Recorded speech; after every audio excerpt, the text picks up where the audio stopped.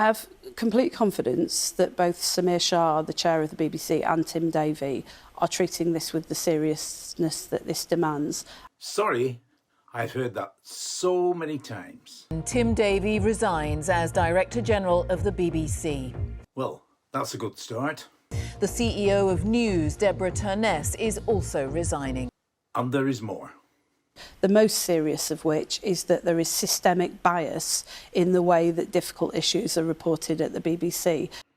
Reaction from a titan of the news world.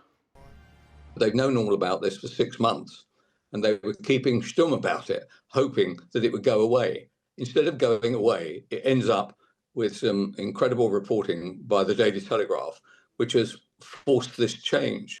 The whistleblower Michael Prescott linked the story to the Daily Telegraph. How is a national broadcaster, funded by taxpayers on the premise that it will provide impartial reporting, allowed to splice together content in a way that one of its own advisors said materially misled viewers?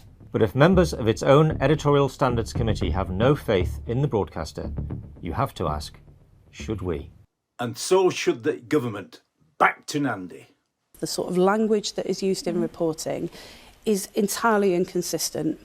It doesn't always meet the highest standards, it's not always well thought through, and often it's left to individual journalists or newsreaders to make decisions. What a state of affairs. This is not the first rodeo. The never-ending saga of Hugh Edwards. The debacle of Gary Lineker ruling the roost. The failure to identify a teenage narrator, the son of a Hamas terrorist. The failure to remove the rapper Bob Violence' obscene chant, deaf to the IDF. More from the Beeb.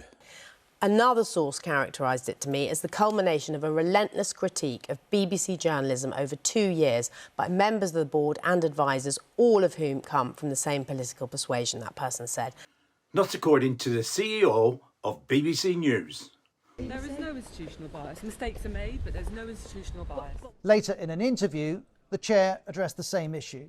The British people trust BBC News more than anything else. If there was this consistent institutional bias, do you think we'd have those figures? We wouldn't. The chair of the BBC, everybody's friendly uncle, but no ruthless streak when needed. Trump is not amused. This is supposedly a great ally, BBC.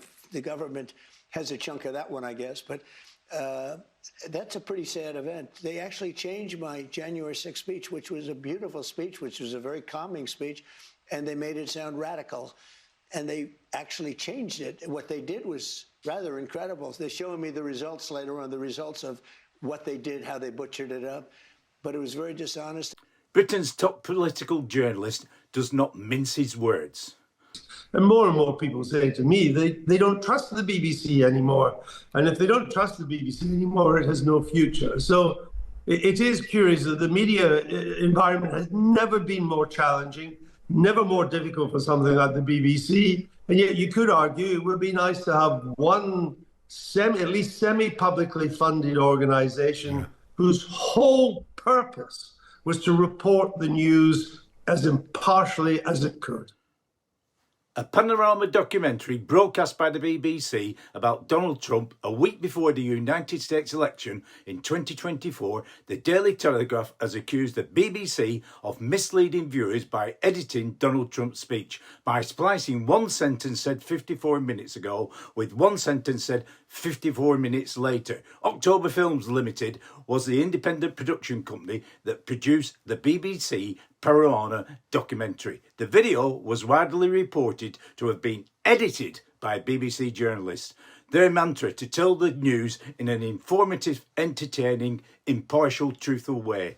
Not in this case. President Trump is threatening to sue the BBC for $5 million. Starmer needs to interject and order a clean sweep of the Beeb and sack the perpetrators involved. It's of paramount importance to smooth the waters with our oldest and most important ally. With Starmer in charge, is he strong enough?